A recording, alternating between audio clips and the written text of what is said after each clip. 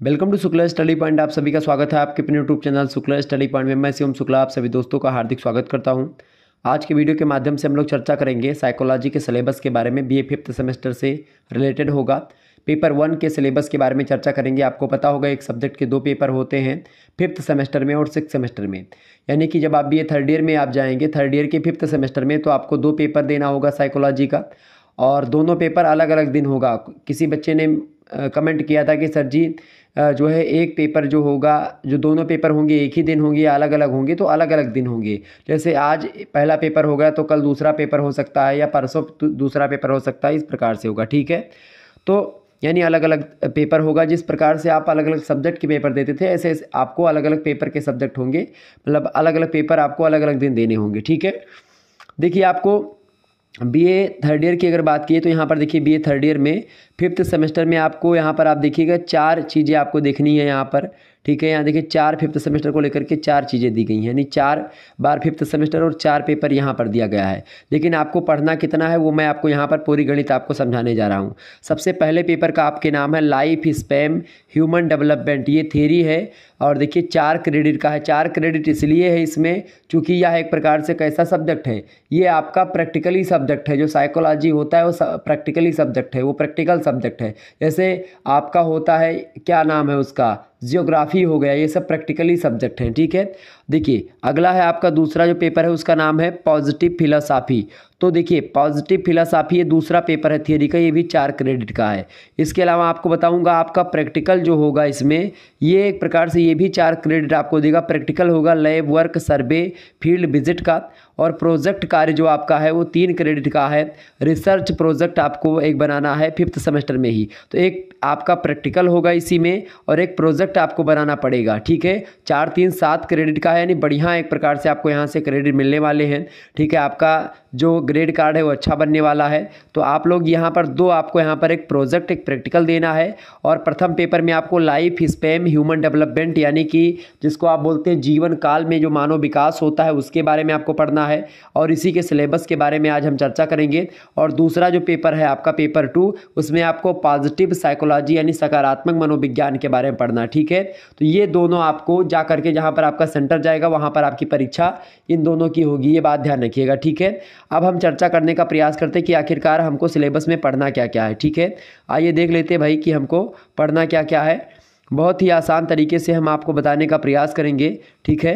चलिए, पंचम सेमेस्टर की यहाँ पर बात हो रही, तो पंचम सेमेस्टर में आपको क्या पढ़ना है आइए चर्चा करते हैं।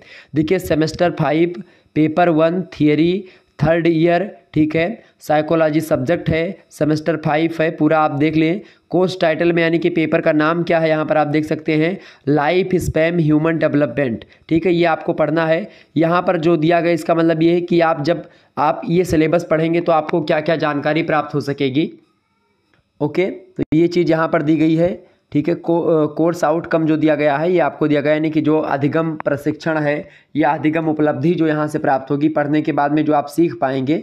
देखिए यहाँ पर मैक्सिमम मार्क्स दो दिया गया है। 25 नंबर का आपका वो होगा, जो बोलते हैं एक प्रकार से 25 नंबर का जो घर पे परीक्षा होती है, असाइनमेंट वगैरह जो होता है वो होगा, ठीक है। और 75 नंबर का आपकी परीक्षा होगी, जिनमें से 10 नंबर, अगर 25 में से आप 10 नंबर पाते तो आपको पास किया जाएगा। 75 में से अगर आप 25 नंबर पाते तो आप पास हो जाओगे, ठीक है।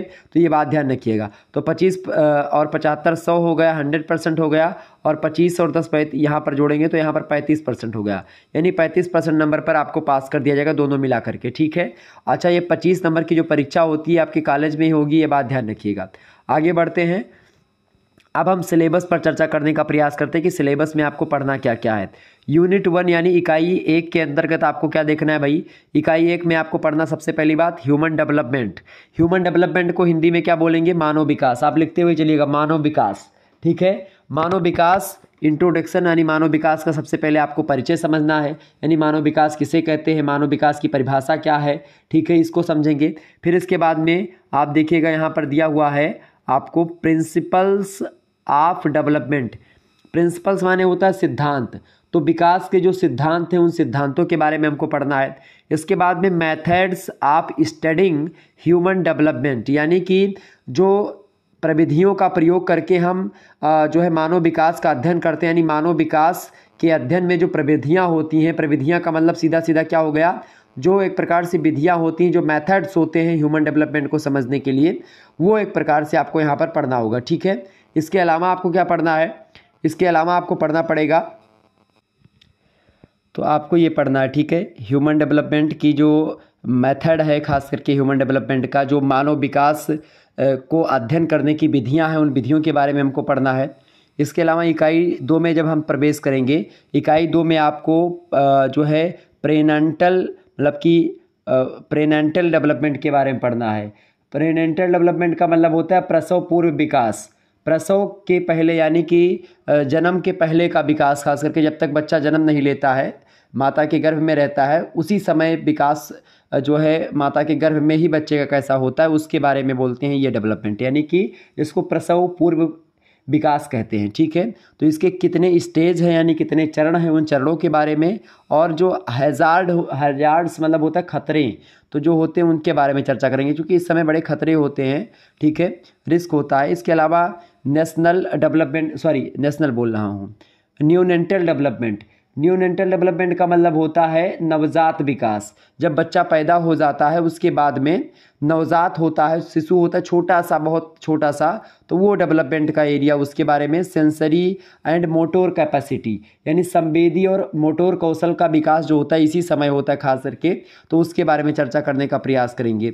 इसके अलावा इकाई 3 में आपको पढ़ना इन्फेंसी के बारे में। इन्फेंसी को हिंदी में कहते हैं शैशवा अवस्था। तो शैशवा अवस्था में बच्चा मतलब जब शिशु होता है, शैशव अवस्था की बात की जा रही, तो शैशवा अवस्था में, शैशवा अवस्था कब से कब तक होती, सारी चीज़ों को मैं आपको समझा दूंगा।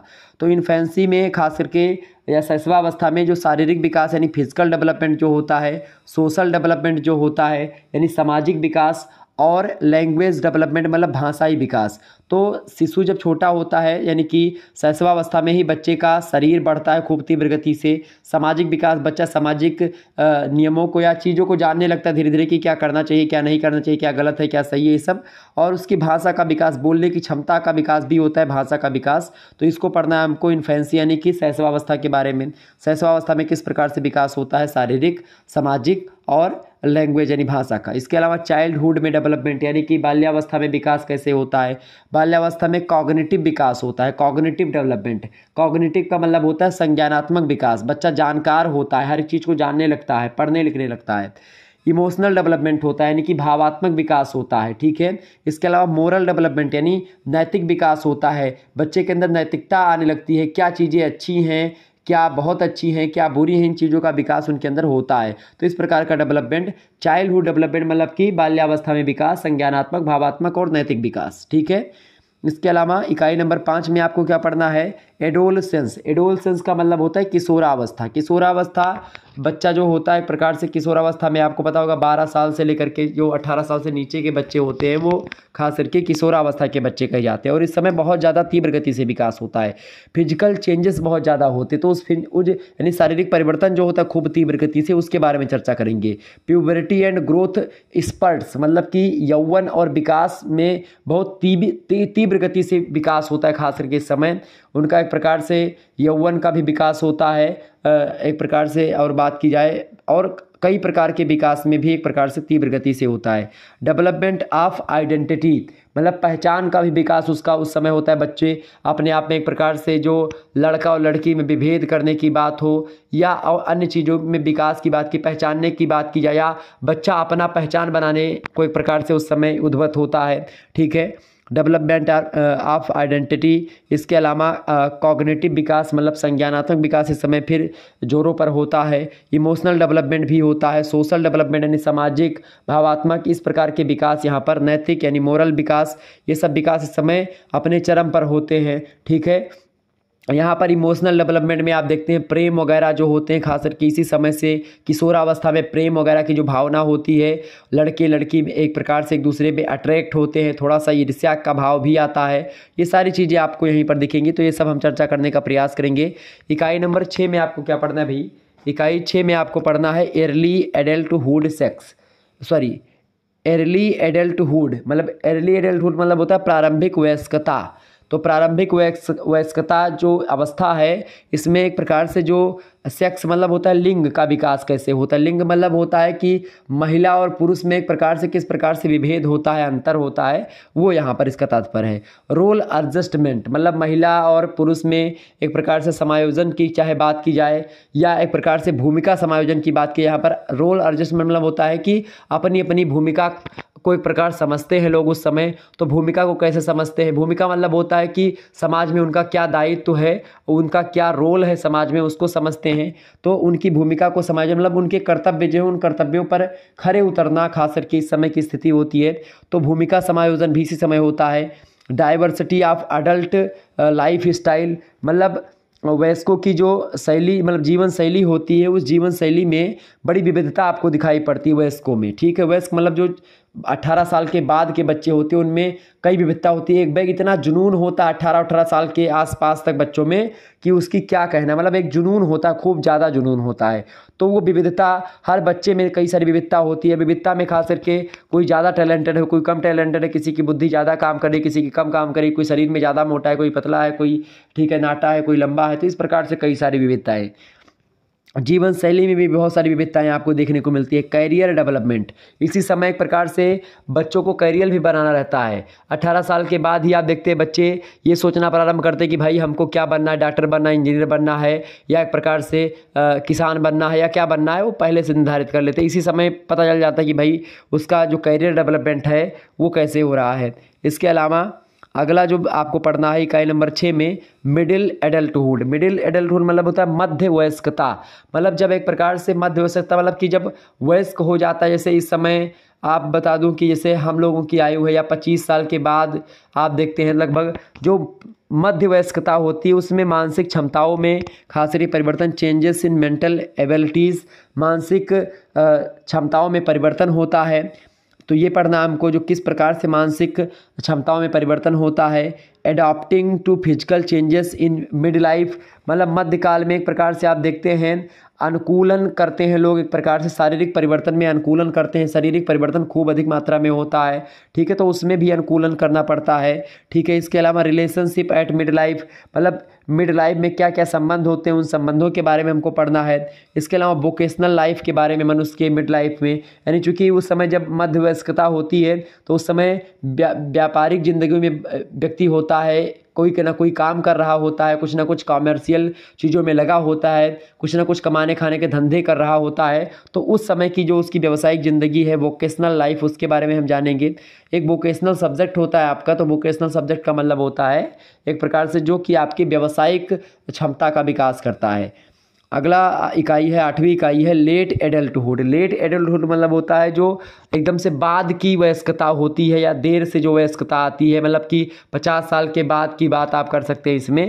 तो जो देर से वयस्कता आती है एकदम से, मतलब 50 साल के पहले की या बाद की बात, वहाँ पर उतना ज़्यादा लंबा नहीं है तो उसको प्रौढ़ावस्था कहते हैं। तो प्रौढ़ावस्था में विकास होता है, तो उसी टाइप का ये भी होता है लेट एडल्टहुड, मतलब कि जो देर से वयस्कता होती है। मतलब एक होती है प्रारंभिक वयस्कता, शुरुआत में जो बच्चा नया नया एक प्रकार से 18 साल के बाद, फिर मध्य वयस्कता आती है, फिर देर से वयस्कता आती है। तो ये इन सभी में एक प्रकार से किस प्रकार से देखिए लाइफ एक्सपेक्टेंसी एक प्रकार से बढ़ती है, क्योंकि जो लेट एक प्रकार से एडल्टहुड होता है उसमें जीवन प्रत्याशा बढ़ जाती है।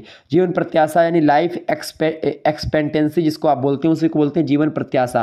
आपके जीवन में तमाम सारी आशाएं मतलब होने लगेंगी, आप जो है किसी से आशा करेंगे कि भाई हमको ये देगा, हमारा बच्चा होगा, तो इस प्रकार से। इसके अलावा फिजिकल चेंजेस बहुत सारे होते हैं, शारीरिक परिवर्तन होते हैं।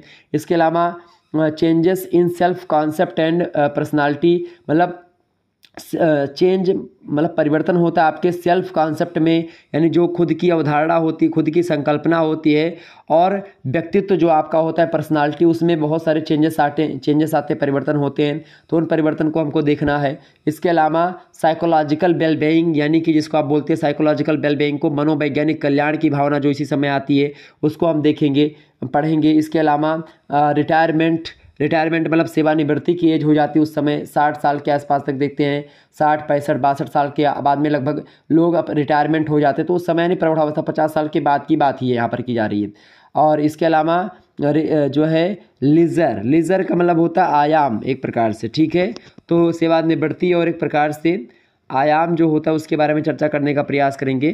तो ये सब एक प्रकार से क्या है, ये सब एक प्रकार से सेवानिवृत्ति और आराम, आयाम बोल रहा हूँ, आराम, ठीक है।